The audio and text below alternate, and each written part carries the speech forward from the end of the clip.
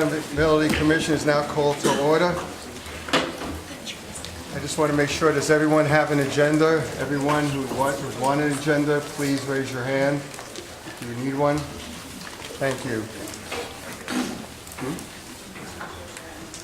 Oh, and also for the record, we do have a quorum. Please know that Senator Louise Lucas will be here momentarily. Thank you. Before I go any further, I'd like to exercise a measure of personal privilege to talk about the opportunity we have been given to do great things. Of all the organizations we may belong to, none has been given as explicit a set of tasks as ours. We have been told to figure out how to build things, and we will. Likewise, of all the organizations we may belong to, only this commission has been given the resources to get things done. In this fiscal year alone, $155 million will come our way. We have been told to spend it wisely, but spend it to fix things. For my part, I intend to, and here's why. We're responsible for building 9 projects worth almost $8.7 billion, and every day we delay will cost us almost $712,000, more because of the inflation. To some, that's just math and the cost of doing business. But to me, the cost of just one day's delay is what Portsmouth could use to buy a new fire truck. Suffolk would spend to hire 18 more teachers, or your county would need to hire more deputies. So that's part of why you're all here, more about why time is of the essence. But there's a larger issue at stake, and examples abound. Make it easy to get to a port, and farmers in Southampton County whose families shop in Franklin will have a better chance of selling soybeans to China. Improve Interstate 64 on the peninsula, and folks vacationing in Virginia Beach won't have a reason to grumble about traffic. Reduce the amount of time folks in Hampton Roads spend sitting in traffic, and a new job created in Norfolk may very well be filled by someone who lives in Williamsburg. The point is, we're all in this together, and if we do it right, everyone will benefit. Naturally, some will call what I've been talking about a rebirth of regionalism, and maybe it is.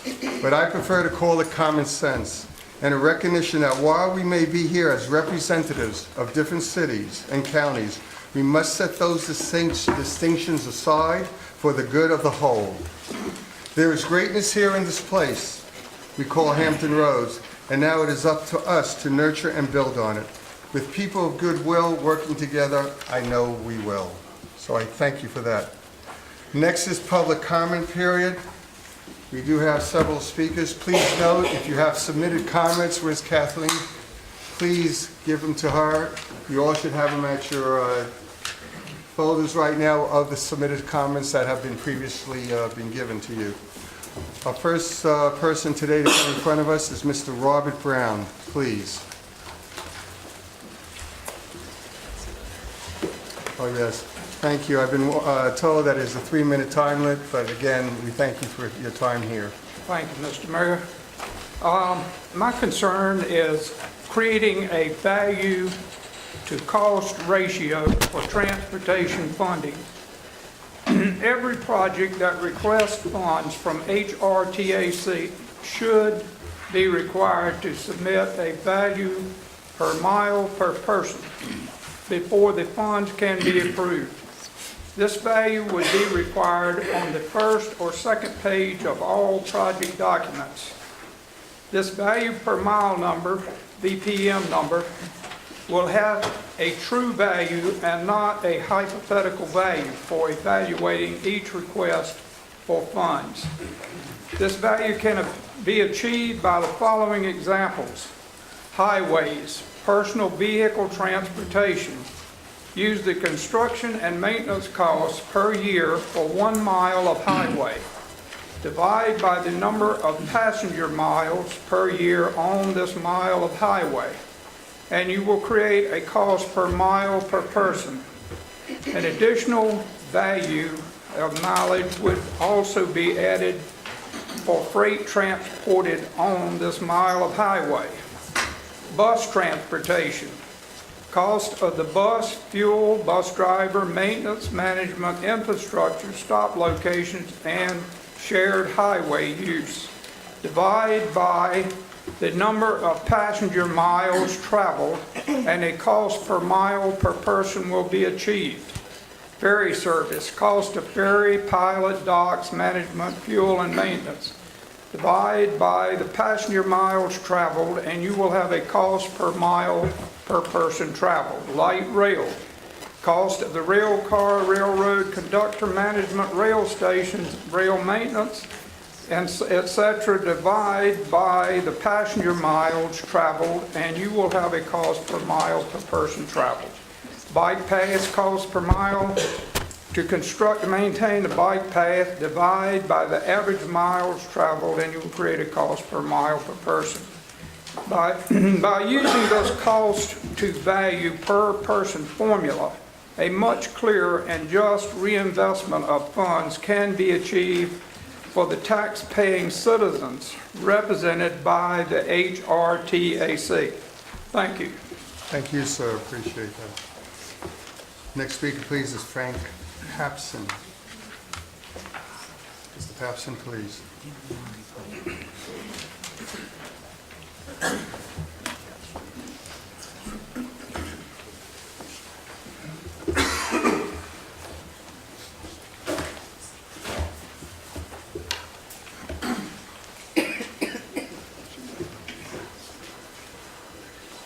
Good evening. Thank you for allowing me to speak. I have before me a Hampton Roads Accountability Commission regular meeting. I guess it's the what's going on today. And there's two questions that I have to ask inside of this report. Question number 1 on Amendment 7, Table 2, administrative fees. List all these fees, but it doesn't tell you where the money came from or what it was spent on. It just gives you a number.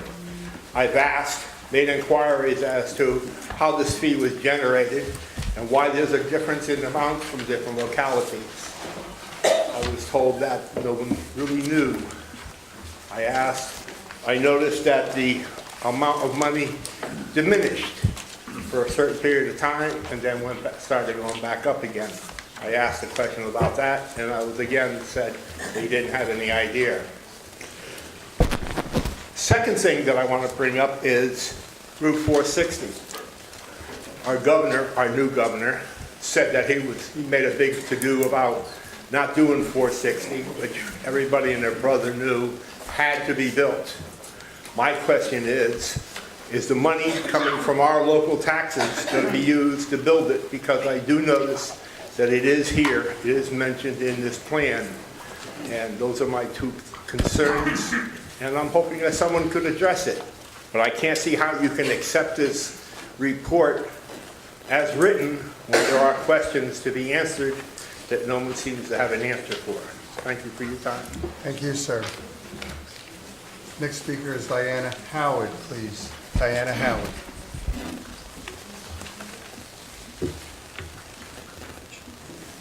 Hi, good afternoon. Hampton Roads Transportation Accountability Commission requires transparency. According to the financial report, the taxpayers have already paid nearly $500,000 in administrative costs, and that's before you've even hired a director, let alone a staff. Since this commission did not officially exist until July 1st, how is this possible? Is it the cost of setting up the Hampton Roads Transportation Fund, the cost of collecting additional taxes exclusively for Hampton Roads, or the Hampton Roads taxpayers paying for VDOT, a state agency, to produce this financial report for us? Can it be for the Hampton Roads Transportation Planning Organization to post this commission on their website and host their meetings?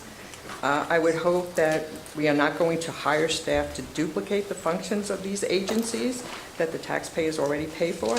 And if we hire staff to assume any of the duties that they are already performing on behalf of us, I would hope that it would be a cost-effective one. There needs to be line items to show us where this money is spent, unless you would like us to believe that one meeting has cost the taxpayers $500,000. Thank you. Donna Say, please.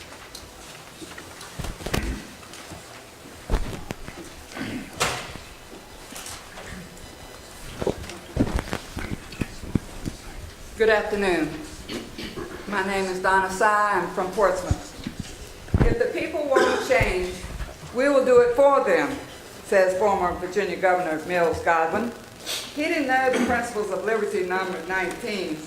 Only limited and carefully defined powers should be delegated to government, all others being retained in the people.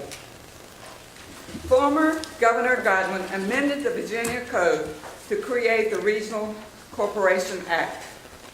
Regionalism is the merging of cities, counties, and even states into vast tax grids. Regionalism, disguised as cooperation, is a metrocrat device to get more taxpayer money, radically remolding the United States into a collectivized nation, Soviet style, without consent, vote, or even the knowledge of Americans. Our Republican form of government has been quietly changed into administrative dictatorship with rules and regulations written and executed by appointees who are beyond the control of taxpayers. Elected city and county governments are scheduled to be gradually eliminated because they cause restraints on collective spending. The General Assembly has created district authorities such as HRT, EDA, and now the Hampton Roads Transportation Accountability Commission. Our country will no longer be a union of states with borders. Each state will forfeit sovereignty to its regions. Public partnerships and revisions of state constitutions are providing for regional government. The citizens of Virginia were tricked into the change because they refused to vote for regional government as required by a referendum in Article 6, Section 2 of the Virginia Constitution. The governor's administration tricked the citizens by amending Virginia Code 15.1 to Virginia Code 15.2 that created a regional government with the Regional Cooperation Act. This act set up the Regional Planning District Commission. The intent of the act was to make councils of government an elite class of stakeholders. All government councils are converging on the community to enforce their own private agendas. Once in place, these councils will replace the power of elected officials with non-elected ones. These appointed rulers are answerable to no one. Regionalism is not constitutional. These stakeholders plan to take away the citizens' sovereignty. Regionalism adds to the growth of government, not limit it. Every elected official who aids and abets the implementation of regional government should be charged with the crime of overthrowing a Republican form of government for the express purpose of obtaining federal grants. Thank you for listening. Thank you. Thank you, Ms. A. Mr. Reed, Greenman, please.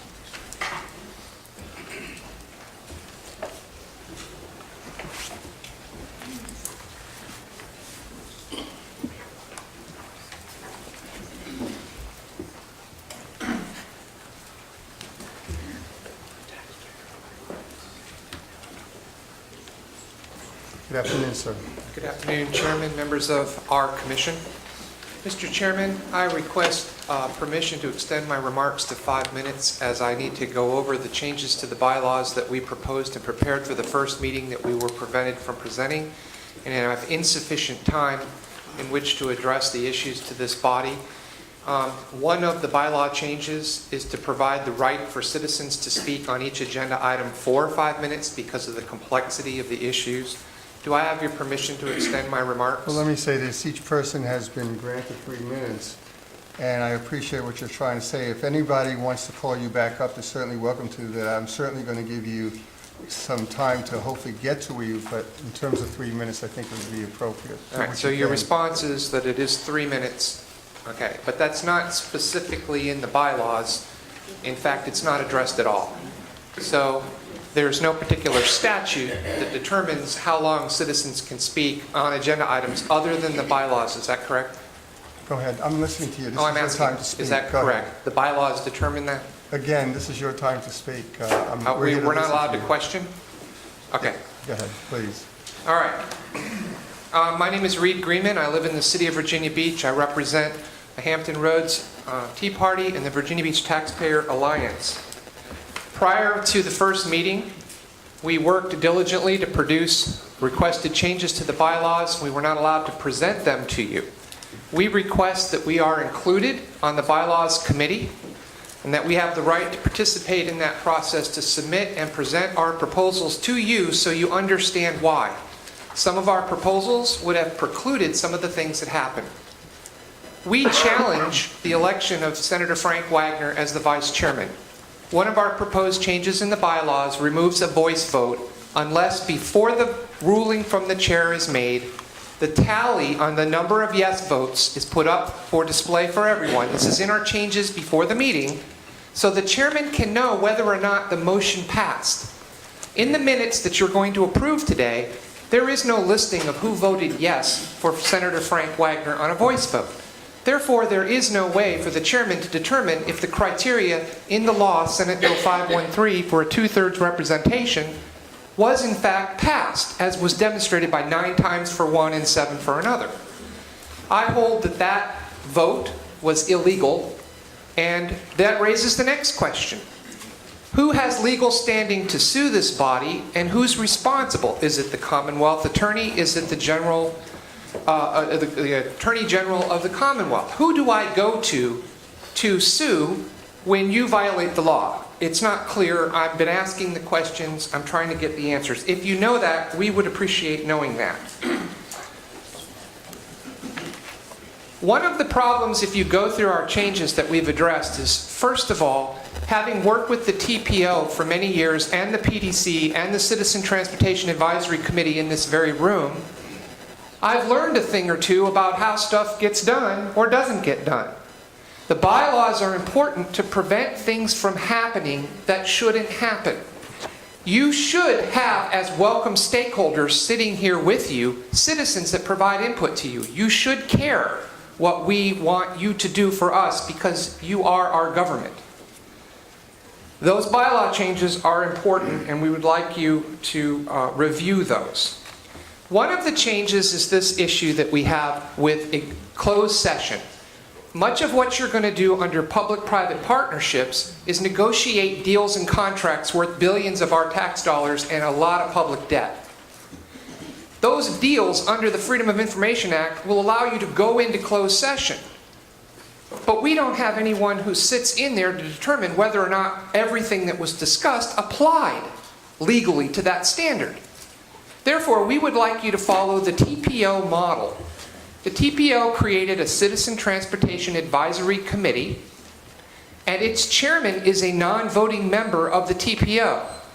We think that that would be a smart thing for you to do. Create a Citizen Transportation Advisory Committee and add them as a non-voting member to the committee. So when you go into closed session, that citizen representative can be present to hear what goes on and determine if, in fact, the law was followed or not followed. As you can see, my time has expired, and I haven't even had an opportunity to cover the changes that we proposed. The time that you provide for us is insufficient for us to talk to you and persuade you and get you to understand what it is that we want you to do for us. Mr. Greenman, if I may say then, please, I know you have more comments. If you would actually submit them to Kathleen, could you just raise your hand? We'd certainly look at them as well. But I thank you for your time. Very well. Thank you. Thank you, sir. Next speaker is John Anton, please.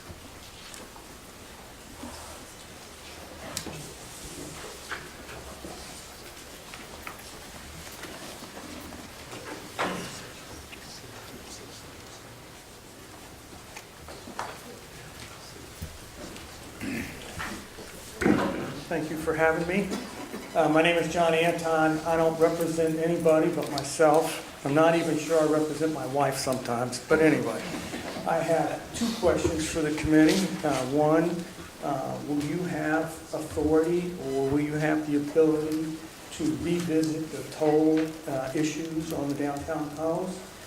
It's created, the tolls have created, whether VDOT will tell you or not, excess traffic on the high-rise bridge and Military Highway.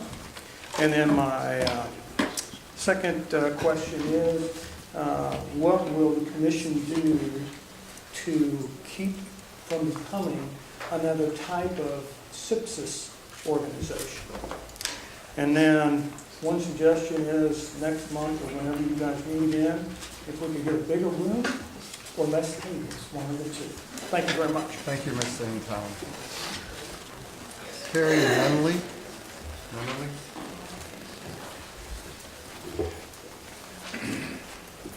Good afternoon.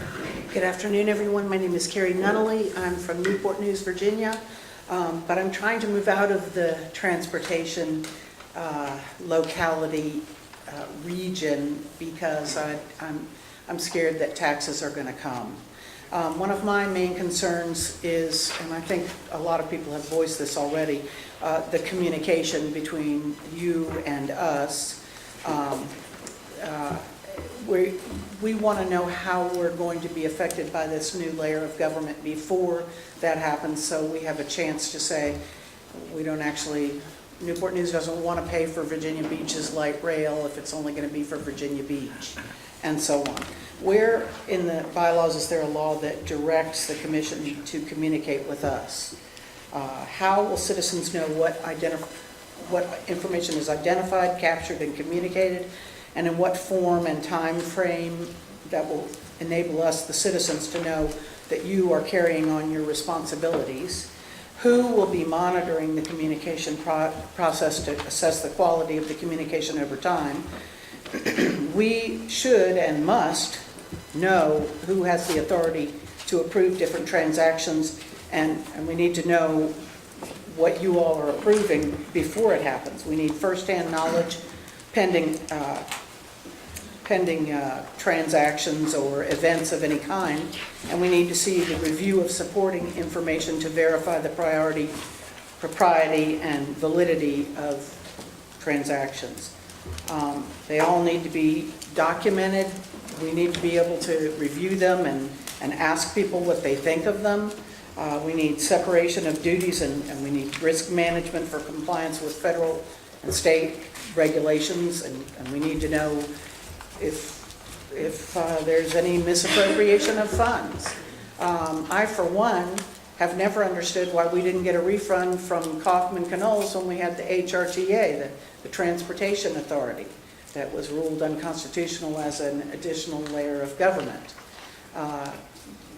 We paid them $50,000 as a retainer before we ever even voted the Transportation Authority into business. So are we going to ever get anything from that? Are they going to give us $50,000 plus interest worth of legal service? Okay, bye. Thank you. Mr. Peter Browder, please. You didn't really expect the answer. Mr. Browder, please. Oh, I apologize. It's actually Petey Browder, which Petey, is I'm a sorry. nickname, but Peter works too. I've been called that before. Thank you, Mayor Krasnoff, for chairing this commission. You are certainly one of the most wanted chairmen available on the commission. And after reviewing the first meeting video, it's noticeable that Mayor Sessoms clearly interrupts Delegate Joanno, who attempted to ask questions about the motion that was on the floor. Although it was Mayor Sessoms' motion on the floor, Robert's Rules dictates that Mayor Sessoms be recognized by the chair before speaking, which brings to mind the question, what are the rules of order being utilized by the Hrtac, and will these rules be implemented in the future? Another procedural question regarding the meeting concerns the vice chair vote for Senator Frank Wagner. 1/3 of the Peninsula's representation was absent from the first meeting. When a motion was originally entertained for the chairmanships to be divided between the north and the south sides of Hampton Roads, that motion lost. That missing 1/3 north side representation was most likely the consequence of that loss. When Mayor Frame and the other south side nominees for the vice chair electronically tallied, the majority of nay votes are provided by the north side representatives. one can only presume that since the desire of the smaller localities is to be equally representative, the same nay result for vice chair from the south side would have ensued. Had that vote been individually voted upon and tallied, which was the prior proceedings up until the Wagner vice chair vote. Why would the votes be weighted differently if they all carried the same weight? Because the votes are weighted, the lack of a vote or vote certainly changes the intended representative results. It was apparent that there was a great deal of confusion concerning the voice vote of the vice chair. In changing the voting procedure, wouldn't a motion be placed on the floor, seconded, and then following discussion, and then voted on? Again, I suppose rules of order being utilized as provided in Article 9 of the Hrtac bylaws would have made a vast difference. Additionally, Virginia Code, Section 2.2-3103, clearly speaks on behalf of conflict of interest and prohibited conduct, which the taxpaying citizens feel are most germane to the success of Hrtac. The conflict is the fiduciary use of town bank or any other bank where an Hrtac board member is also a member of the financial institution. The rules are already in effect and certainly do not need to be reinvented. Unfortunately, rules are broken and not enforced all of the time. This is a problem with our local, state, and federal governments, hence the distrust by the voters. We hope that as an appointed commission, your sense of ethics will dictate that you ensue codes that are being followed and not violated. Thank you. Furthermore, if the citizens are to be represented by the chairman and the boards of their respective localities, why would it be that when a group of concerned Virginia Beach citizens met with Mayor Sessoms, he told them they would not bring their concerns to the table for Ms. Browder, consideration? would you please just conclude your remarks? Okay, is there a way I can get an answer to these questions? Because it's on the front burner of a lot of If you would allow the me, then I citizens. certainly will ask based on what you're saying. Thank you. You're welcome. Thank you. I appreciate all the speakers. I think one of the questions that come up, and I'm going to ask our attorney, I think it's important. Mr. Glima, have you reviewed the election of the vice chair at the last meeting, sir? I have. Was it done in accordance with the bylaws? It was. Thank you. We also have had a number of questions posed, and I would ask staff to get that you have heard each single question has been posed, to please send all to the membership as well as to the citizen that raised. Make sure they get the responses. Usually, it would take what, about to the next meeting? How long would it take? We can do that next couple of weeks. Next couple of weeks, but please make sure you send memos to all the membership here as well as to the person that raised their concerns. Thank you. Mr. Chairman. The next order of business is actually, pardon? I'm sorry, Mr. Wiggins, I apologize. Mr. Chairman, I know I'm out of order, but for the past 2 meetings now, we've heard basically the same questions. And I think I can clarify those questions if I could take a moment. You're certainly welcome to. Thank you. I tell you, I don't represent myself here. I represent 64,000 people in York County. And when I cast my vote, it won't be mine. It'll be for 64,000 people.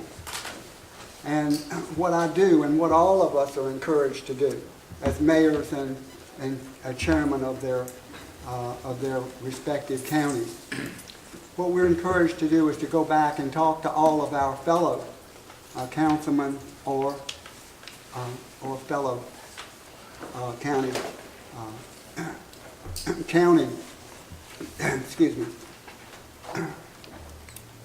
county workers And this is what I plan on doing and what I did the last meeting. And I get their input into everything as well. So when I come here, I've got 64,000 people that I'm answering to. And the person that our speakers need to talk to is their representative here, because they have one. And their representative is the same person they'll see in the grocery stores, the same person they'll see on TV, and most likely on their business meeting. And they go to that person, and that person then comes to, if he's not the representative on this board, then that person will go to whoever the representative, the mayor or the chair is. And he'll ask that question to come back to this committee here. And that way we will get his input. We will get the citizens' input. They all have a right to an input, and we'll get it that way. That's how we're supposed to get it. And that's how this whole thing was formed. It's the most, I can't think of another way to do it other than the way it was done, for every citizen to have equal representation. And that's what they have here. They just have to go, they don't have to come to us. They can come to their representative or their particular supervisor in their district. I've got 17,000 people that I run into from time to time. Those people come to me. And if I don't know the answer to it, I go back to the rest of the board, and we come to a conclusion on it. And all of that will be done before it's brought here. Thank you. If I may move on to the minutes of the last meeting, we certainly will get further into this. But the minutes of July 2nd, 2014 Hrtac meeting, are there any motions in order unless there's any corrections at this time? Is there a motion, please, to accept the minutes? I'll make a motion that we accept the minutes. Thank you, Mr. Hunt. Is there a second, please? Thank you, Mr. Sessoms. All right. Those in favor say aye. Aye. Those opposed say nay. Thank you. Next order of business is the Hrtac purpose. If I may ask Mr. Nglima, please.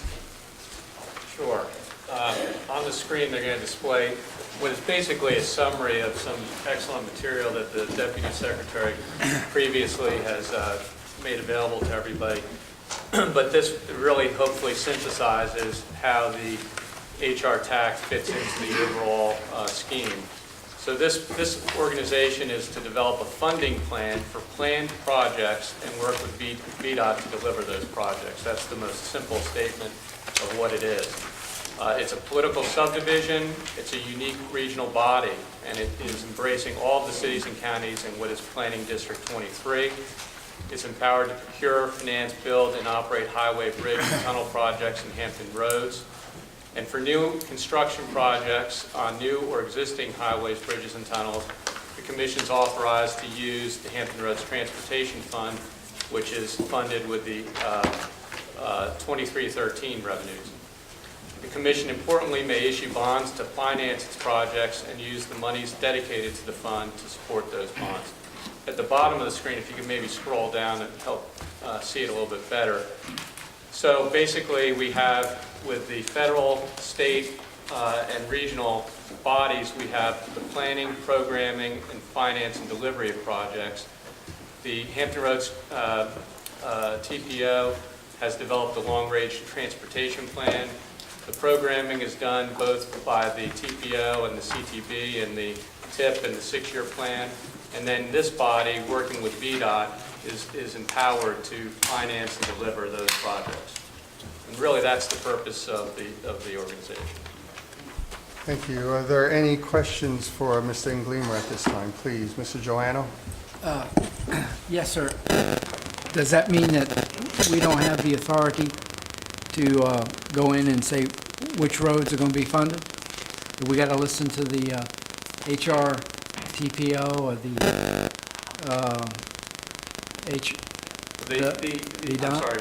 Go ahead. The TPO, in order to have, it's a federally mandated organization, a metropolitan planning organization, and in order to have access to federal funds, this region has to have a TPO that's performing that planning process. And in order to have the state funds, it has to have its programs approved as part of the 6-year plan. So this is a overlapping set of rules that are in place to help develop and build projects. If you were to try and go on it on your own, you wouldn't have access to the federal and state money. Further question, Mr. Chairman? Suppose this body wants to build, let's say, a road somewhere. Does this body have the authority then to turn over to the HRTPO and say, how about put a plan together so that we can build this road? Because we got the money coming in from the state, from taxes coming from our citizens to do this? I mean, are they going to control every project? Well, certainly the constituency of the TPO in this body is substantially overlapping, and the transportation improvement plans can be amended over time. No, But that wasn't for a project exactly to be my question. financed and executed, it has to be within But that's not, the program. is that an elected body? It has elected officials sitting. No, I'm talking about by the public. It's a. Is it, are they federally- elected It's officers? a creature of federal mandate. That body is required, it has its enabling legislation rooted in what was in response to a federal mandate.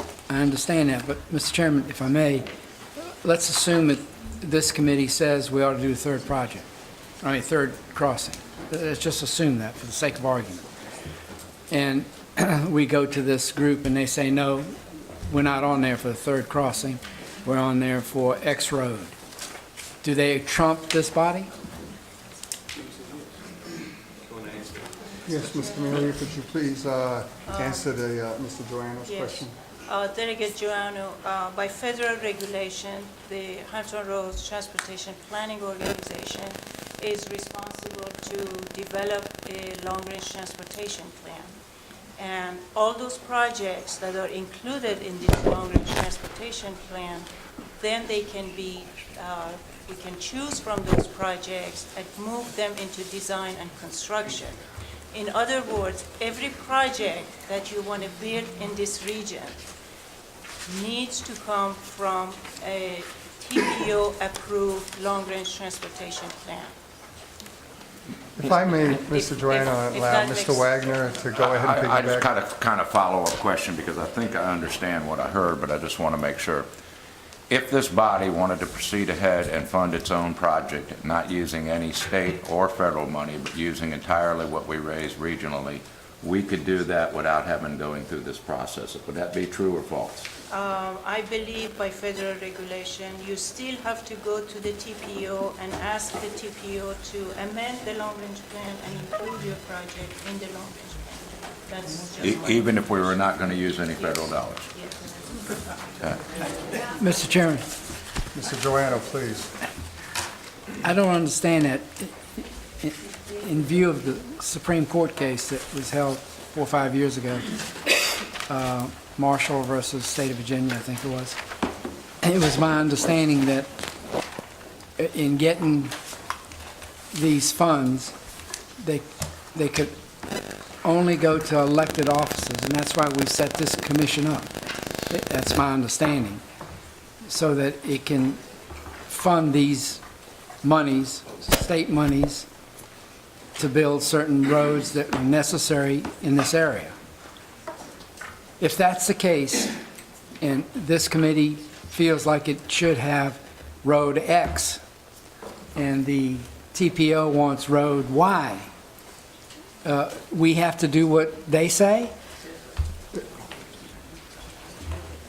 One of the things that the attorney says, we're going to have a meeting next month that's going to be able to expand this conversation, to talk about the things you're talking about, and I think we certainly come back to that. I think I think that would be more appropriate. Would you? Yes, would you be willing to? Yes, sir. All right, thank you. Appreciate that. Happy, anybody else? Mr. Chairman, Yes, Mr. Wallace, sir. isn't the issue associated with these two bodies not just resources, but also access? And the access to federal roads and highways is predicated on integrating, that being integrated in the TPO's plan. So if a project is initiated by Hrtac, they can only have access to federal highway and connectivity by virtue of that being incorporated through the TPO. Which raises another question in terms of governance that we're going to have to deal with at some subsequent time. In terms of, you have two independent bodies in terms of who have jurisdictional control over these particular entities. And one of the questions that we're going to have to grapple with is, do we want, if we're going to have these separate and distinct bodies, do we want to get some corollary between the oversight and governance? In that case, to make some commonality, total commonality between the two entities, as long as this divide exists. Appreciate that. And as I said to Mr. Joanna, Ms. Wallace, again, next month, we're going to have literally expansive discussion on this. I think these questions are certainly well worthwhile, but next month, you'll appreciate what we'll be able to discuss during our retreat. Mr. Chairman. Mr. Wagner, sir. If I could make a comment. We want to jealously spend that money that's raised regionally and get the most bang for the dollar. If we're going to do that, we're going to need every state dollar and every federal dollar we can get our hands on, so we reduce what we're actually pulling out of our regional fund to complete one of these major projects. So it only makes sense in my mind that in order to open up the state dollars, that TPO has acted, and the Commonwealth Transportation Board has acted on it, and includes that project in their 6-year plan. And in order to get as many federal dollars as we can into it, that we run through the TPO. And I also make a comment, having just sat in a TPO meeting not an hour and a half ago, that I believe a substantial, probably 75–80% of the voting membership on Hampton Roads TPO is also a member right here. So I would think that we getting a project through the TPO would be almost the same, because it's basically the same voting block on both of those committees right now that would establish that. Unless I missed something there, I think I had it. And I don't see any other way other than don't we want to use as much of the money being raised statewide and federally on a project before we start dipping into the regional piggy bank to finish the project. And I think that'd be the smartest way for us to go to begin with. Thank you. Mr. Wallace? Again, may I suggest that since we're going to have our counsel to do the research into this particular issue, one of the questions that we posed for research is whether we can change the governance body composition of the TPO. That's in the purview of either the TPO or some other entity, and how that can take place if it becomes desirable to have a reflective governance bodies of the two entities. Thank you. Point well taken. Is there any further discussion before we move on to the next item on the agenda? Hearing none. Thank you all. Next item on the agenda is the Hrtac committees. I've been assigned to choose two committees, one being the Finance Committee, the other one being the Tech Committee. The Finance Committee, I've asked these people to please, and I thank them all for their willingness to be part of this Finance Committee. Mr. Frank Wagner, Chair. Mr. Eugene Hunt, Vice Chair. Ms. Louise Lucas, Mr. McKinley Price, and Mr. Will Sessoms. Mr. Wagner will serve as 1 year. Mr. Eugene Hunt will serve as 2 years. Ms. Louise Lucas, 1 year. Mr. McKinley Price, 1 year, and Mr. Will Sessoms, 2 years. The Budget Committee, with the Finance Committee appointed, I trust it will quickly assemble and work with VDOT and TPO staff. You have that? In terms of the technology you got down here? I heard some noise, I'm sorry. With the Finance Committee appointed, I trust it will quickly assemble and work with VDOT and the TPO staff to develop or recommend an annual budget. I'm hoping it will come at the retreat, which will be an official meeting as well, and that you'll have subsequently a public hearing with 1 or 2 weeks afterwards, and then present the budget, so hopefully perhaps we can approve it in September. Until the budget is approved, and as part of that Finance Committee, and VDOT determine how to fund the administrative expenses, we are constrained. And to avoid any delay with the executive director search, this obviously could be on the unfinished business, but it might also be appropriate at this time. And I want to thank, again, Brindley Johnson and all the work she has done. VDOT has offered to allow the commission to engage Springstead through the cooperative procurement arrangement that the state has with Springstead, is what we approved 2 weeks ago. So to let you know, that will be going forward. The tech committee, I'll be sure, Mr. Wallace, in just 1 second, please. The tech committee, I have not had the opportunity yet to sit down with the Secretary of Commonwealth. We'll be meeting tomorrow, and hopefully at the next meeting, you'll hear the tech committee as well. And, yes, Mr. Wallace. So, did I understand that you just appointed a committee, Yes, sir. and the committee is? The committee is Finance Committee. I'm sorry, I didn't hear you. I apologize. Finance Committee, and the composition of that Finance Committee appointments that you just made are? Would you please? Yes. Senator Wagner as the chair of the committee, Eugene Hunt as the vice chair, Senator Lucas, Mayor McKinley Price, and Mayor Sessoms. Mr. Chairman, Yes. if I may, Wait 1 second, please, Mr. Wallace. You finish? Is there a limit in terms of the number of individuals that you can appoint to the committee? The bylaws establish it at 5. It's fine. Okay. Thank you. I'm sorry. Ms. Jones, please. And that's what my question was, just as a point of order, and when we discussed the bylaws, I just wanted to reiterate what this committee had discussed, that the subcommittees should be chosen and voted on by the entire Hrtac board, not simply appointed. And this is just something I would like to see the bylaws committee take a look at it changing in the bylaws, that the Hrtac commission makes that determination. That subcommittee, in my mind, should then vote on their chair and vice chairman. From within that working group would be a suggestion that I would make for those. But, thank you. in the future, though, I would think that the entire body needs to vote on the committee makeup. Thank you. Subcommittee makeup. Thank you. All right. Thank you again.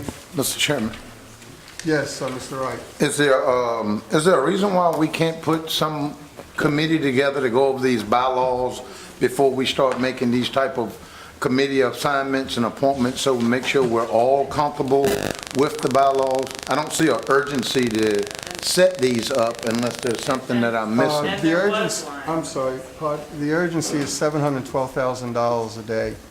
That's the urgency, is what we lose in terms of inflation to get something done. But again, what you're saying, we're certainly going to have, and I say it again, an expansive discussion when we have a retreat next month. We'll certainly be able to discuss all that. So should we not hold off on this until we have that discussion? Because I think in order to set the structure up, we voted on the bylaws just to become an entity to have bylaws. And there was so much concern and questions about the bylaws, and I think it was conveyed by most of us here that the first thing we want to do is put somebody together, a group, to look at the bylaws so we can operate, not to have come in here with committee assignments already and appointments and all, unless that's what we all agreed on. Am I missing something? Is that not what we said? Well, let me say this. Anyone who's talking, please address the chair. We don't want to get in debate. Again, we'll have certainly an expansive discussion come next month. As of right now, what I'm doing is following the bylaws. Mr. Attorney, is that correct? Yes, Mr. Frame. I think the chair has acted appropriately. Actually, it's not the bylaws, it's the legislation. The General Assembly, the legislation that was passed gave specifically provided that the chairman had the ability to name members to the Finance Committee, and it limited it at 5. It's not just our bylaws, it's the law. And that takes, and I agree with the notion that maybe we could have a bylaw committee. I'm just saying in this instance with the Finance Committee, that's exactly what the law requires. Mr. Chair, if I could. If I can, I have Mr. Wallace and then Mr. Wright. Mr. Wallace? Well, I basically concur with the comments made by Mayor Wright, and in particular in terms of the urgency, and in terms of buying and unification. We got off kind of on a bifurcated kind of process in terms of our initial meeting, and we certainly need to do something to generate buy-in. And I think that opportunity will be created once we have an opportunity to sit and discuss process and procedures.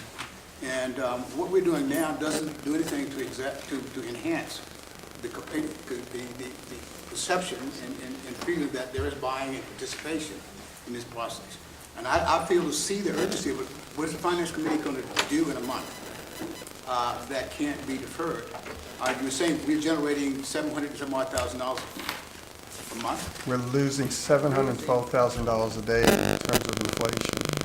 If you would be so kind, and I appreciate the spirited conversation. I'm not very bright, so explain to me how we're losing All right, but if I may say in terms of this, the investment piece? if you can appreciate the next item on the agenda, for instance, you'll see what our task actually is, and you'll appreciate what we can do.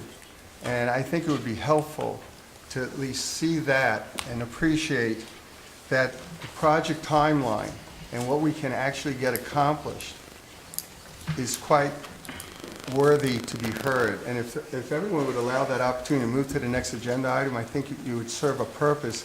And then this kind of expansive discussion, we certainly can take next month. But again, would Mr. people Chair. please allow, yes, Mr. Wright. I hear you.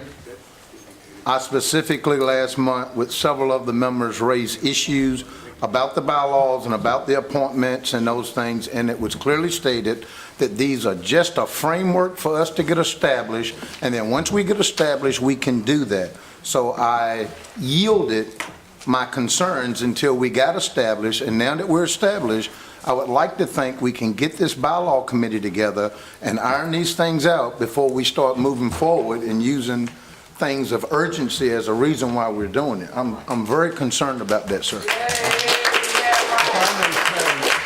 And again, I appreciate the applause and the spirit of discussion, but again, we need to move forward. And the way we're going to move forward is, if it's all right, and I appreciate what you just said, and we're certainly going to talk about that at the next meeting, but if we can go ahead, if it'd be all right, to go ahead to the next agenda item and allow Mr. Jim Utterback. Mr. Chairman? Yes. Mayor Johnson had her hand up. I'm sorry, I apologize. It's certainly, you keep referring to a retreat in next month.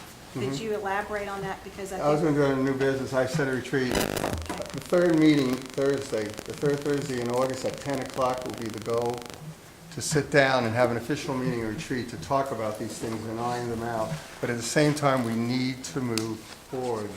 I have a sense of urgency to get something done. I do. And I believe everyone in this commission feels the same way. We truly are the engine that will get the roads built. We truly are. Mr. Chairman, and I do appreciate your enthusiasm and energy, but I think it is very important to recognize that these are very big decisions moving forward and ensuring that as we move forward, we're doing it in the best interest of best allocating these tax dollars that were collected and in the best interest of the citizens of the community. But I keep hearing that we need to rush ahead, but then we'll talk about it next month. So that's where my concern is, and this urgency. If I recall, the Secretary of the Commonwealth said to us quite a few times, he said, look, there's no rush to act other than establish by law. We had to establish the HRTA, Hampton Roads Transportation Accountability Commission, but it was official by July 1. But Secretary of the Commonwealth was saying there's really no rush. And so I think it is important that there are important questions being raised as far as procedure that were raised at the last meeting, and that we make sure that we're addressing this. And the bylaws were a very significant part of that discussion. All right, let me say this, and I apologize. What I'm hearing from Mr. Green, if you would please, what you just said to me. I appreciate the comments that have been raised, but this organization has to have a budget that is prepared by a finance committee and approved by the commission members. It can't operate without one. So what's the difference between having a budget in September and having a budget in October? Well, you'd be incurring expenses without having a source of funds that you've identified. How are we incurring expenses? You have TPO How staff. and where? You have other professionals like myself. You have expenses of operating a business. Your expenses are going to incur, we're going to have to pay you subsequently anyway. And we're not going to pay you between July and August. So that urgency is facetious. If I, again, may, again, I appreciate what everyone's saying here, but we need to move forward with the Finance Committee. I think the people we have on there are quite credible. I think the people we have on there can get the job done to put together a budget. I think we're going to have a public hearing for the budget by law. You have to have a public hearing on the budget. And we have an opportunity to, again, continue to move forward. What I would like to do is this, is go ahead, call on the next speaker to go ahead and actually see the projects. And this would be the best case scenario with with absolutely no limitations of money in that term. Mr. Jim Utterback, please.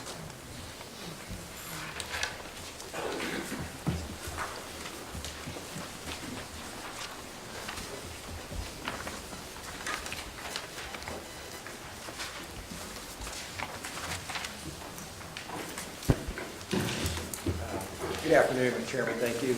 What I'm going to do is take a few minutes, and this came about as you know, VDOT is to support the Hrtac. The chairman asked, I think last week, what the status of the project were. So where we were, and so I started to explain a few of the projects, and he said, wait a minute, hold on.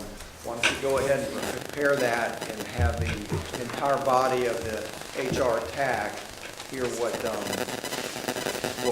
we've got in the balance. So let me see if I got this or not.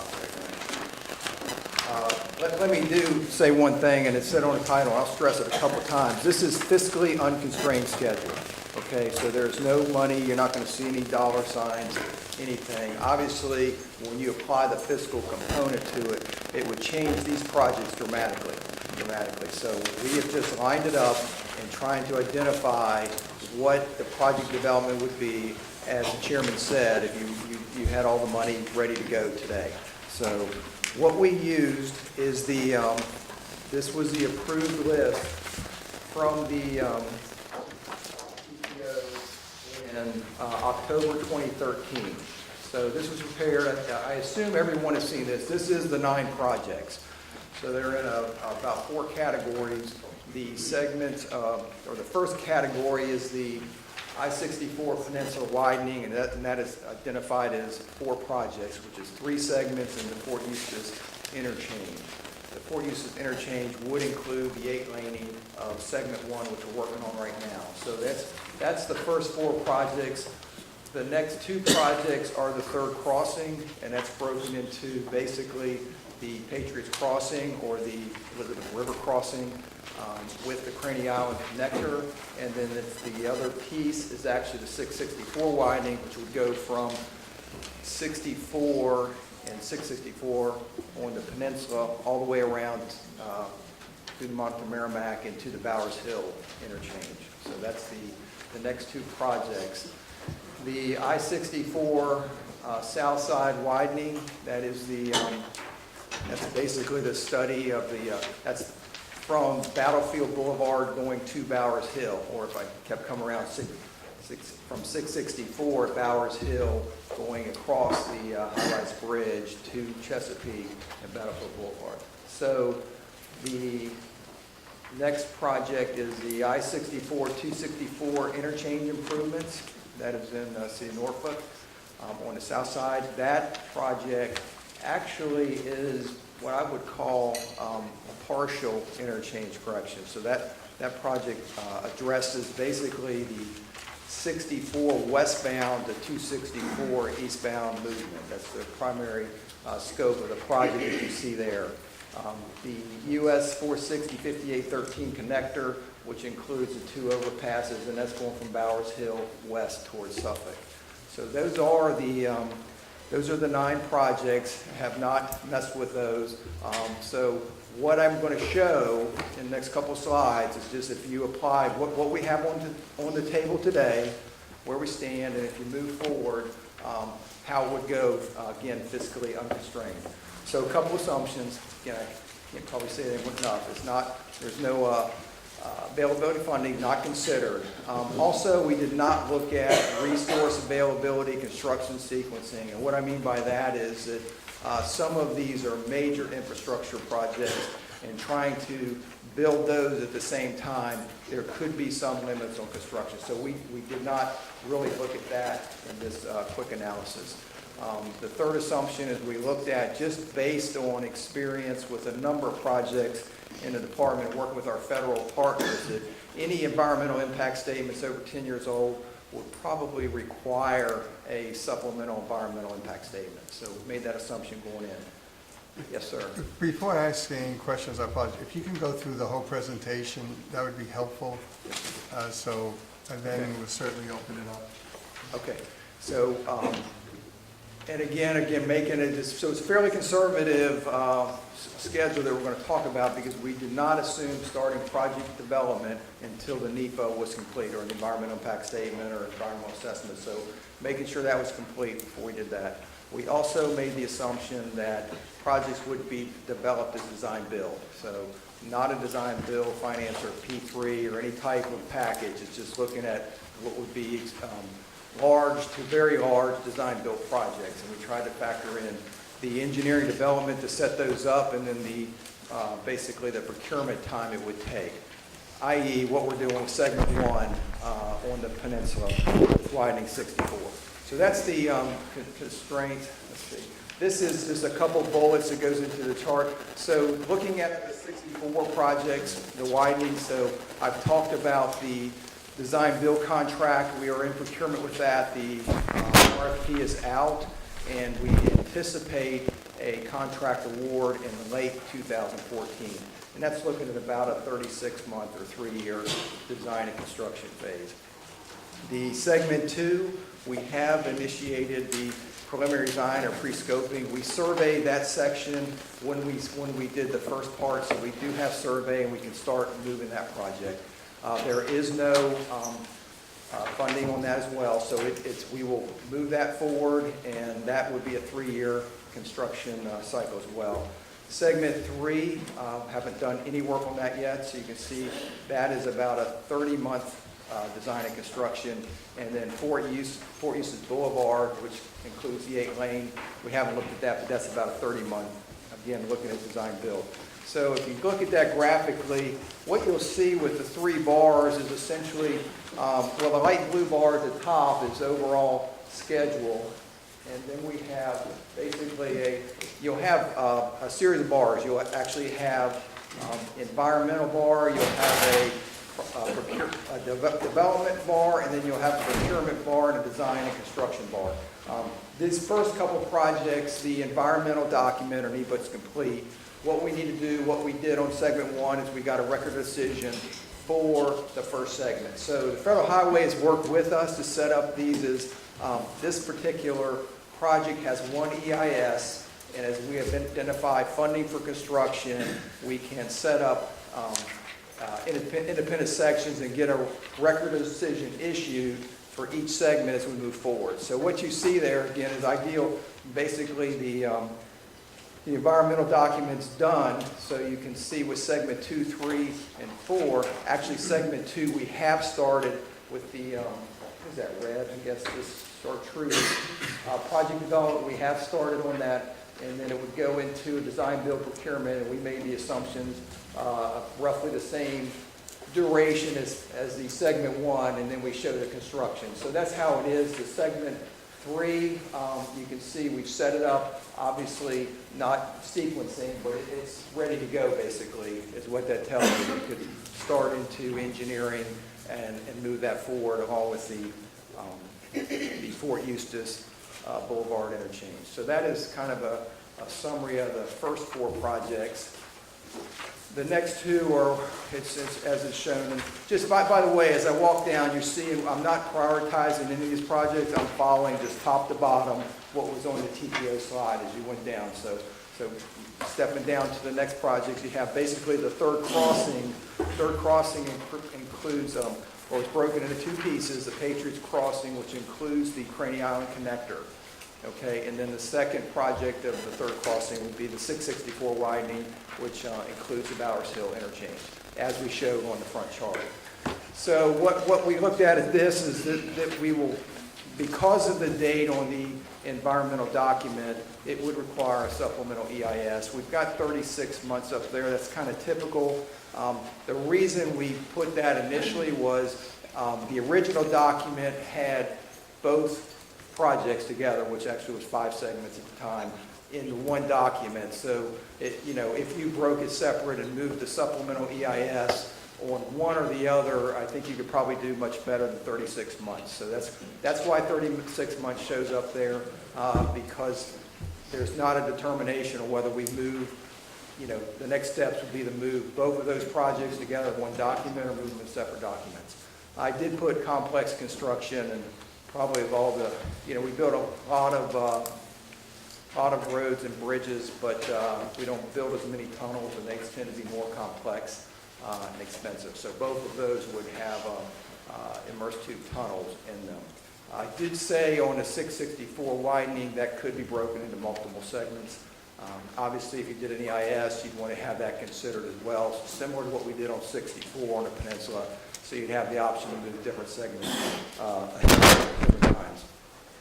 Both of these significant design and construction phases at 66 months, so well over 5 years.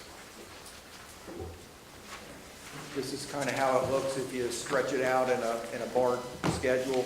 Again, with the first couple bars being the NEPA process and getting through a supplemental, and then the setup time for doing the initial design and kind of risk quantification as you go into the procurement for design build.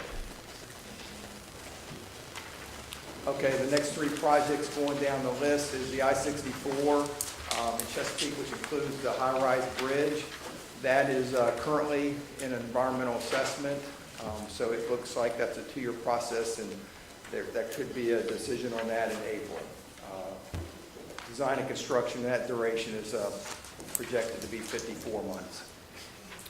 I-64, 264 interchange, this includes Witch Duck Road. It's the movement I talked about, 64 west to 264 east.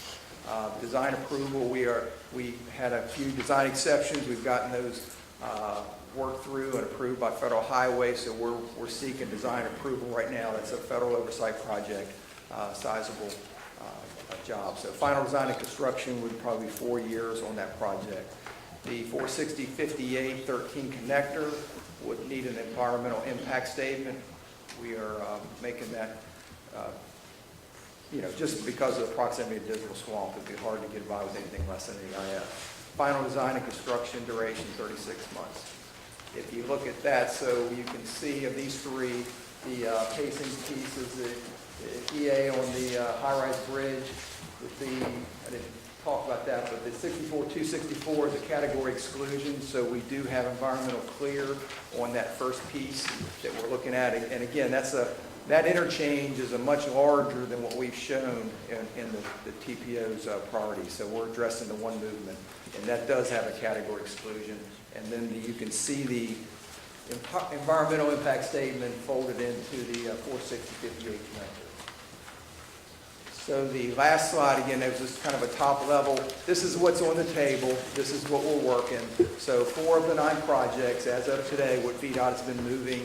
Segment 1, 64 widening on the peninsula. Segment 2, as I mentioned, the 264, we're in preliminary design, engineering, trying to get the design approval for that. And then the high-rise bridge is in the environmental assessment. So the remaining 5 projects really have no activity at this time. Mr. Chairman, that concludes my presentation. Thank you. Mr. Wallace, please. He asked your question, sir. Thank you. Thank you. Mr. Joanno, please. Just very quickly, this is a nice list. Thought you did a good job on this. I was just asking that of primary importance to a city that I live in is the Churchland Bridge. And I didn't see anything on here. I know there's a resolution in the budget amendment right now looking at Churchland Bridge. I think they need about, I think 8 million's already been given to the city, is that correct? 5 to 8, somewhere in that neighborhood. So I think the plans, I don't know what's, the mayor will have to talk to that. But I think we need about 25 million more, somewhere in that nature. Have y'all looked at that to put this in on the list, or is that just not feasible at this time? Because I know you got the project in there on the Patriots Crossing, and then the piece running down from Craney Island. It doesn't help the citizens a whole lot. It does good for Virginia, and it does good for the economy. I have no problems on that at all. But I'm just saying that for the region, the Churchland Bridge is about ready to fall apart. And it's not a whole lot of money compared to what else is being done. If it could be put on a list somewhere, I'm just asking on that, Mr. Chairman. Chairman, Joanne, do you want me to handle that, or try to Well, answer let me that? do this. It sounds like you need a little bit of context of where we came to these projects. And again, Mr. Jones, Mr. Fitzjones is not here to deliberate and go over, but if I can ask Ms. Wattenbach to answer that. Yes, thank you, Mr. Chairman. The way we came up with those 9 projects, I can just give you a brief summary. At the TPO, we have a project prioritization, and we have a process that was approved by the TPO board.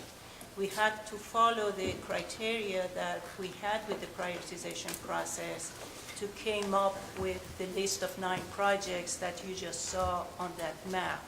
And based on that list, we used the TPO prioritization process, and we used the criteria that was set in the legislation, that these projects, they have to have regional, and they have to be major regional projects for the Hampton Roads. So that's how we got. Now, in response to the Churchland Bridge, I believe that project is currently in VDOT, 6-year improvement program, and the way I understood, that project is now fully funded for the next 6 years. And Mr. Otterbeck can correct me in Well, that. before I see Mr. Joanna wanting to say something. Yeah, who can answer that question if it's fully funded? Mr. Otterbeck? Yeah, no, it's in the urban program. It's not fully funded. For the city of Portsmouth. I do not believe it's totally funded. So- No, I don't believe there's any funding. It's not. If I may, does Mr. Malvin want to, obviously you didn't expect this question. Do you feel comfortable answering at this time? I'm not prepared to comment. Okay. I see Mr. Frame, please. Just a question, Mr. Chairman. Jim has said that some of these projects had EISs and some of them are waiting. Why not, on the ones that do not have active EIS, what do you call it? What direction do you need to move all of these projects forward with the environmental impact statement? Well, I think at this point with this, with the Hampton Roads Transportation Accountability Commission, obviously if there is synergy and everyone understands the project, probably just a request for us to move forward. You know, some of it is, you know, the preliminary engineering and the work for the environmental document obviously would be to support these projects regionally, so we would have to staff and go ahead and move those. So. If I may interject, and I appreciate, now you're hearing the urgency, thank you. We're going to have a tech committee, hopefully next month. That's exactly the assignment that they've been given to get back to us as an advisory board to talk about exactly those things. You're absolutely correct. Mr. Price, please. Yeah, I just had a quick question. The third crossing include the multimodal That's a good question. I'm trying to remember from years ago. I'd have to verify that. At one point it did. The original did. The original did. I believe that a later document. Excuse me, Mr. Otterbeck and Mr. Price, would you speak up, because unfortunately for me, I need to hear it too. Okay.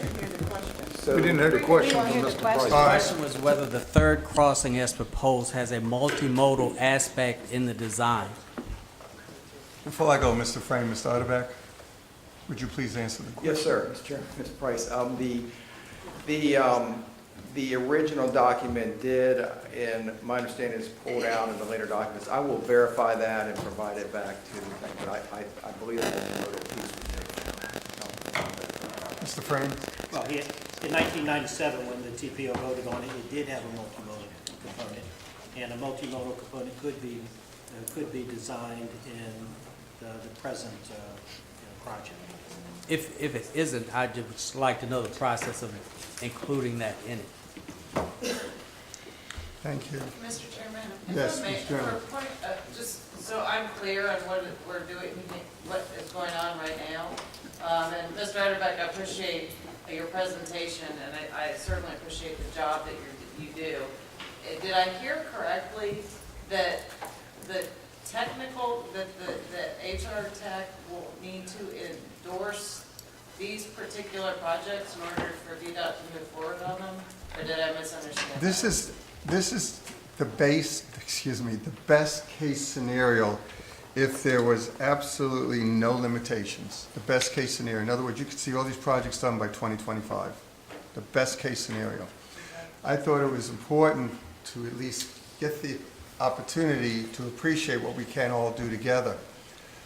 Next month, Mr. Hrtac is going to present a constrained plan, a financially constrained plan that we need to appreciate and understand so we can continue moving forward. Just like Mr. Frame said, well, why can't we just move it? And that's the goal. That's why I have the sense of urgency and expediency to be effective to move forward. That's why I keep saying that. And Mr. Chairman, Yes. one thing I would like to Please. comment on is, in addition to these projects, and it seems over the years since I've been on the TPO, the Hampton Roads Bridge Tunnel attention seemed to get shifted and it kind of went aside off the radar. And I know that's a discussion I think we need to have at the TPO. But also, I'd like to bring that to this board's attention because they have the HR Tech funding is specifically for regional congestion mitigation. And I quite frankly can't think of a better project than seeing what we can do as far as congestion mitigation at the Hampton Roads Bridge Tunnel. So I would just like to put that out for the consideration of the board and for those fellow TPO members that are here. I think that's something I'd like to see us bring back on the table. Thank you. Thank you. Yes, Mr. Wallace, sir.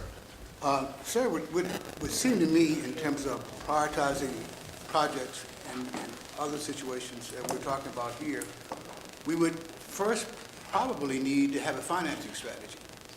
Because the assumption is that the dollars that we're generating from our own internal tax process is going to be used. But we also know that there's an anticipation of leveraging in the context of bond financing. And there are ratios in terms of bond financing and other kinds of things. So we're putting a lot of stuff out there without any strategic strategies in terms of how we're going to finance it, what proportion of the resources are going to be used for direct financing of projects, and what proportion are we going to use for bond leveraging and what have you. And we just seem to be all over the place. You're absolutely correct, and that's why we have a finance committee and a tech committee.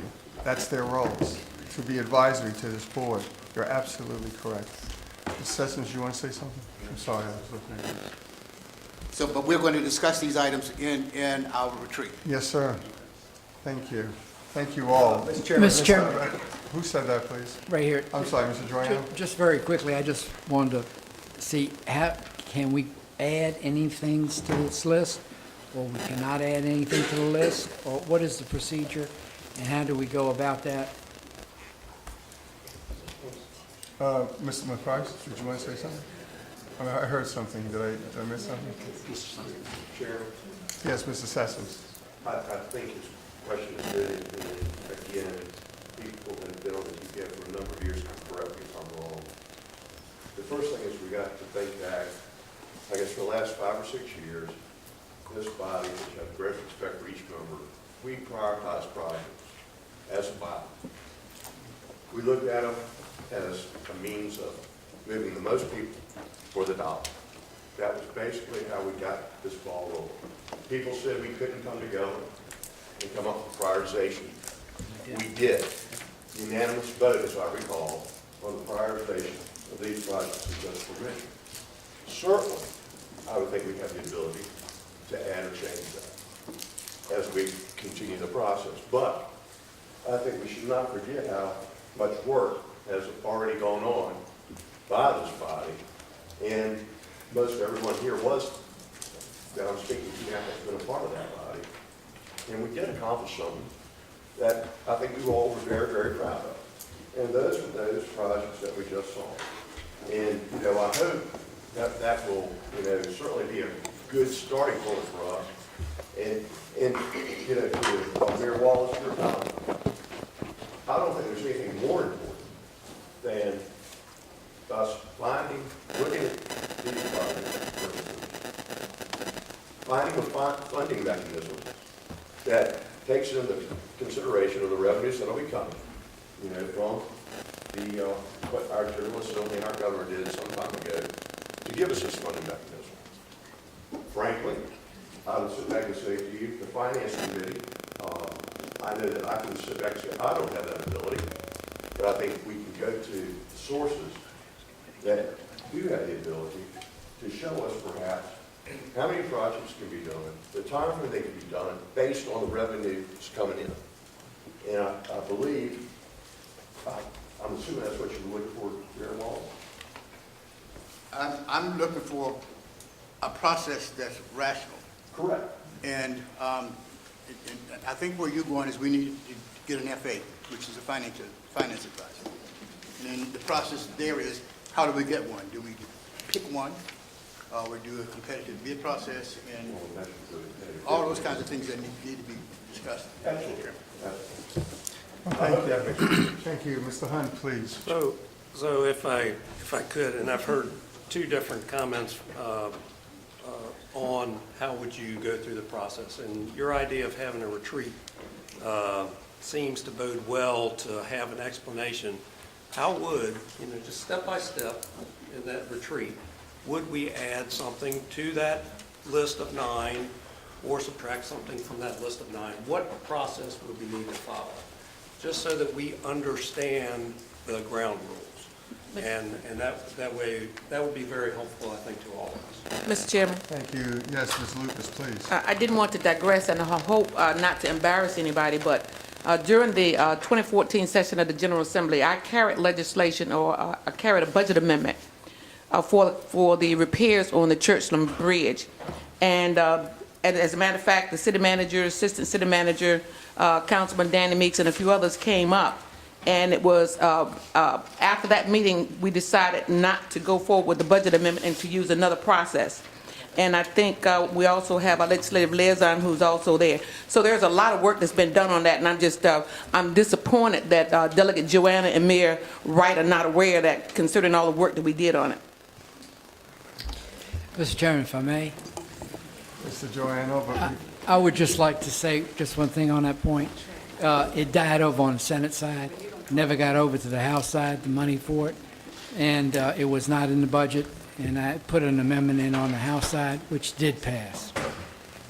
Just in case, since she didn't read the budget bill. Each and every one of you doing excellent work. It is in the budget. Yeah. It is there.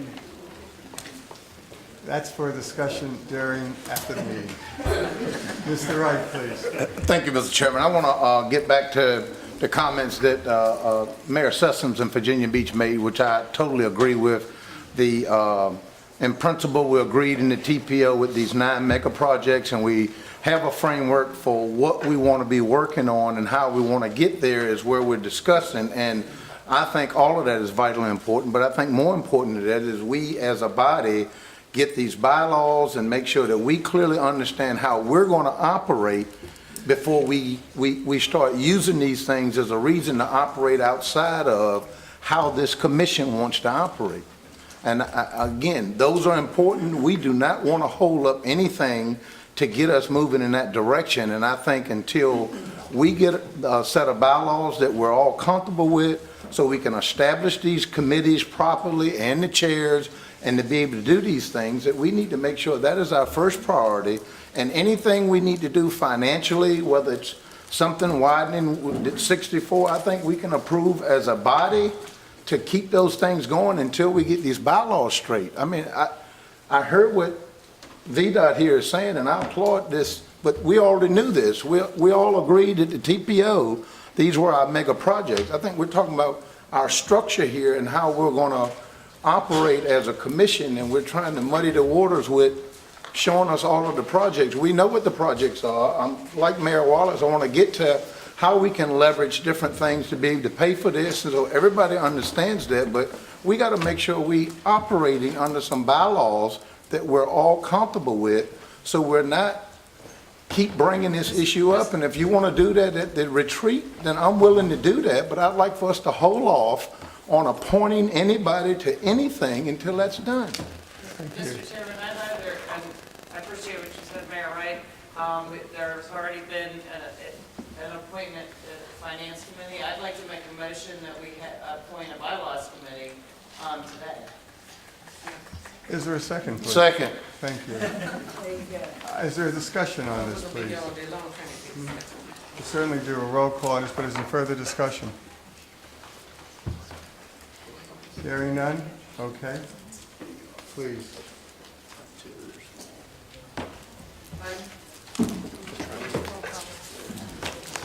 All right. Mr. Wallace, please. The motion is that we appoint a bylaws committee, Yes. and the "we" is you.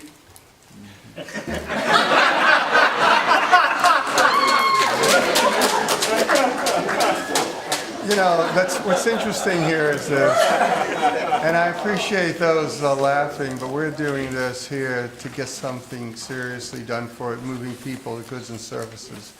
And when we start breaking it down, we don't need to want to make light of it. This is, I my understand intention about was not to make bylaws, light of it, sir. and that's why I wanted to have an expansive discussion, to do it formally during the retreat, because instead of just doing knee-jerk reactions and doing things which you feel emotionally involved right now without further hearing the body and listening to the applause or what have you, I think that might be a little premature. I think we should allow each and every one of us to have further discussion during our retreat, which would be August 21st at 10 p.m. I think that would be something that would be prudent and it would be deliberate, rather than just doing a knee-jerk reaction. Mr. Chair, I agree, but the same should apply to the Finance Committee. Hold it all off until we have that discussion. So if you want to do that, I'll withdraw my second, but I don't want to leave here with us appointing things and then you apply one standard to the bylaw committee and another standard because we need to have this Finance If Committee. I may say this, and as Mr. Gleamer said, if you can repeat that, and again, the Finance Committee, according to what was written, is, and if I may have Mr. Gleamer, please. The act requires you to adopt a budget. You have to have a budget.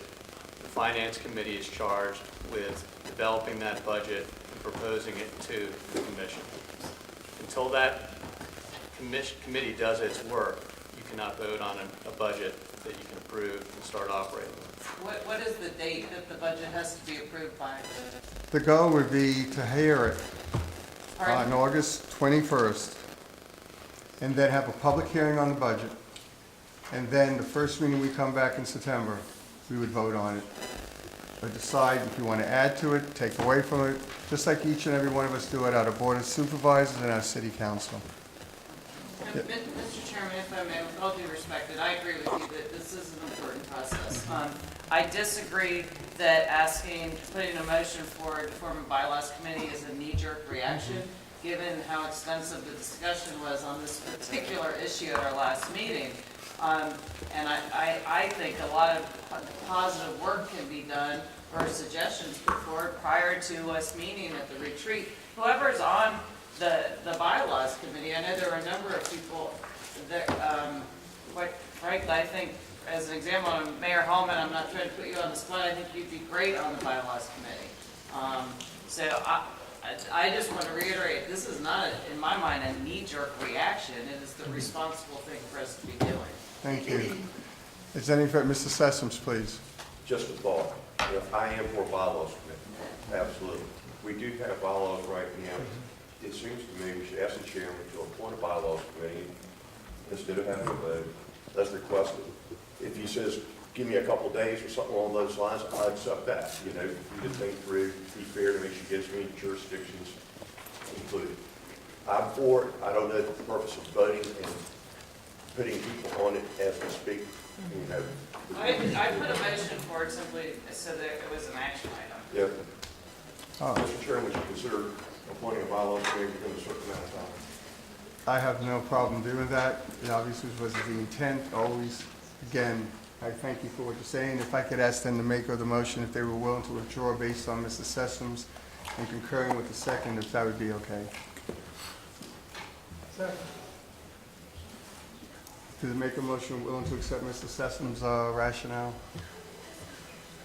Mr. Chairman, I would withdraw my second only if this finance committee does absolutely nothing other than create whatever we need to get to the next month and not go out, not interface or talk with anybody or act on behalf of this commission without us being comfortable with where we're operating. So if we can. That was always the intent. Can we, okay. That was always the intent. Okay, so I'll withdraw. If I may, Mr. Chair, the committees are advisory to this commission. They advise, they don't make determinations, so their proposals come back to this commission. I no longer have a primary motion on the floor. I promise you, I will come back in a week's time, and you'll know about the bylaws committee. But I thank you all for your. Thank you, input. Mr. Chairman. No, I thank you. With that being said, the next item of business happens to be, for your information, look in your packets, please, you'll see it. And that includes the monthly financial report as well. And then finally, unfinished business, I've already talked about the Springstead contract. It's going to go forward, is that my understanding, Mr. Sessoms, Ms. Johnson, is there any thoughts on that at this point? It's going forward, that's my understanding. Thank you. At the same time, I appreciate talking about bylaws and where we're going to go. I would also like to talk about electronic participation. We are made up of, yes, Mr. Wallace, please. I think you just alluded to the Springstead. I can't hear you, I'm sorry. You just alluded to the Springstead? Springstead, yes, sir. Springstead. And what was the conclusion on that? I'm sorry, I didn't hear the Last conclusion. meeting, we had a motion that all accepted was to go ahead and use Springstead to find us an executive director. For this body? Yes, sir. Okay. May I make a comment? Please. We've had some discussion about governance and interface between this body, TPO, HPDC, and how they're going to integrate. There's some discussion about possible governance. And I've even seen some discussions about how they'll be tiered and integrated in terms of approach. Before we know exactly what our director's going to do and how he's going to interface, do you... Excuse me, you have the floor, please continue. Oh, before we go definitively looking for a director or a leader, I'm thinking there are some questions we need to ask in terms of our organization, how we're going to be structured and interfacing with the TPO, as been cited here today that we need to, and development of the TIP and the other kinds of situations, and HPDC. So I'm suggesting, or to my mind, we need to sit on that and talk about that maybe in our retreat. And before we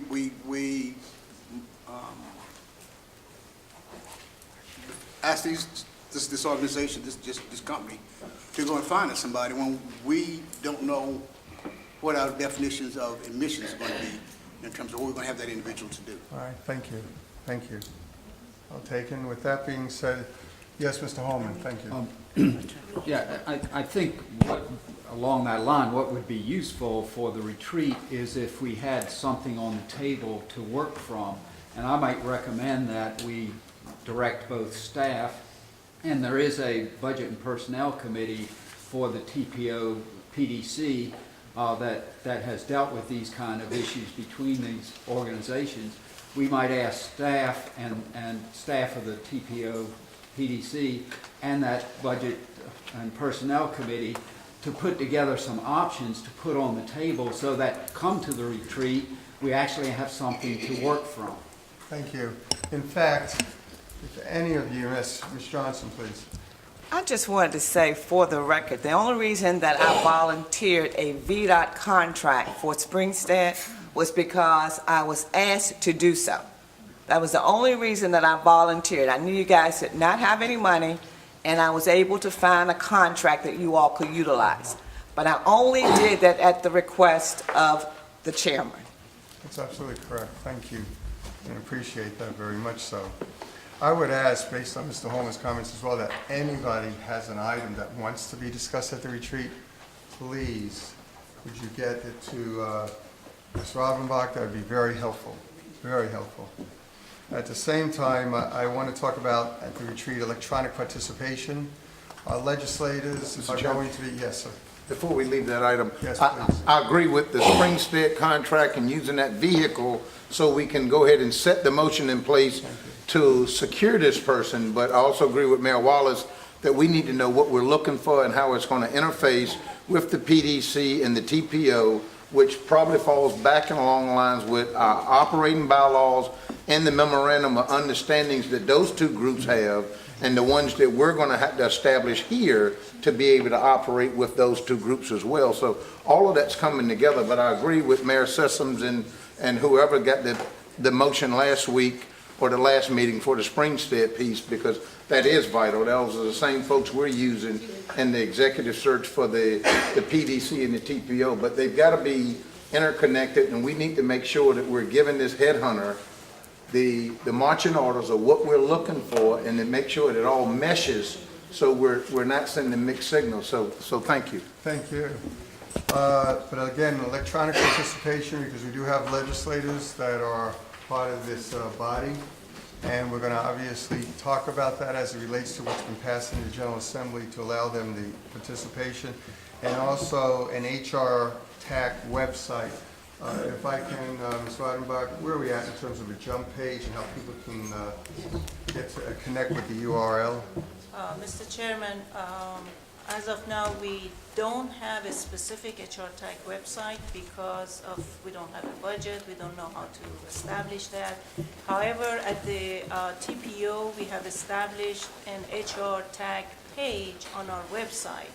So this is called Jump Page. So if you go to your browser and you just type hrtac.org, that would put you to that Hrtac page on our website. And the bylaws, all the information, the committees, minutes, everything, you will find all that information on that page. Thank you. And Mr. Chairman, also, which I believe you already do. Excuse me, I can't hear. We do Ms. have Jones, a, yes, we don't please. have a budget, but we do have our financial report, which it has a lot of helpful information for the public also. Thank you. Yes, absolutely. Yes. Mr. Frame, Mr. thank you. Chairman, just one brief question. When you Please. say electronic participation, do you mean you could vote while you're not present here? Is that Apparently, the General Assembly, I don't know the specifics, I'm going to ask Mr. Gleamer if he would be so kind to talk about that. Yeah, I think, Mayor Frame, what the mayor is referencing is that in the latest session, the General Assembly amended the existing statute regarding electronic participation, and there are fairly limited circumstances when somebody can participate through teleconference or remote. And one of the circumstances is somebody who would travel more than 60 miles to a meeting, which in the case of one of our delegates or senators would be the case. But in order to allow a more efficient approval mechanism, it used to be that you had to approve it at the commission if somebody was going to participate electronically. They've amended the statute so you can, if you adopt a written policy, the chairman can grant the ad hoc requests more efficiently. You correct me, but I think the law says, at least for the local governments folks, that you have to be, if your vote's going to count, you have to be present. Isn't that true? Yeah. So, I mean, That's the case in a local body, whether or not this is considered a regional body versus a local I body. mean, I think the statute says that you have to be present. That's why we couldn't fill it in last time. I mean, there were two or three people weren't here then. Anyway, we can work through that. Yeah. Thank you. Do I need a motion for August 21st at 10 a.m. for the meeting? Do I need a motion, Mr. Eglima? Second. Do I need a motion? Can I have a motion, please? Thank you, Mr. Stetson. I have a Second. Mr. Hallman. With that being said, those in favor say aye. Aye. Those opposed? Point of order, what are you voting on? I'm sorry, I should have actually repeated that. Again, I apologize. We needed a motion, again, thank you for that. We need a motion to approve August 21st meeting at 10 a.m. Here. Here, yes, sir. Mr. Sessoms made the motion, second by Mr. Holman. Thank you. Okay, I'll again say, those in favor say aye. Those opposed say nay. All right, thank you. With that being said, thank you so much, by the way, for your participation, to the citizens and everybody being here. It is greatly appreciated. Take care and be safe. Meeting adjourned.